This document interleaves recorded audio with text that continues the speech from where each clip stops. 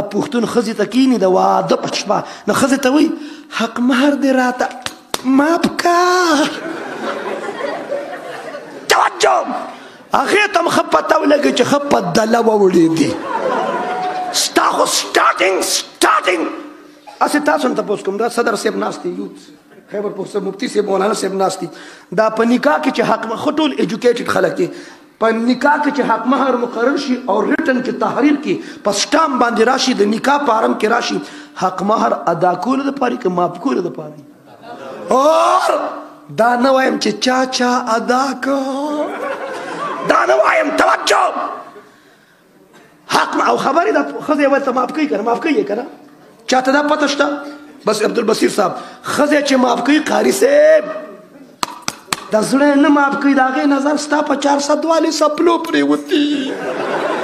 توجه هغوی که ورته نه معاف کوې نو په ړومبۍ شپه در سره فاینل میچ کوي توجه حق ادا کا توجه پته نه زما په موضوع تاسو پوهېږئ که نه چې څه وایم توجه زه به په درته ووایم چې حق چا معاف کړ مثال کې د یو شخصیت تذکره کوم توجه حیدر کرار صاحب ذوالفقار شوهر بتول داماد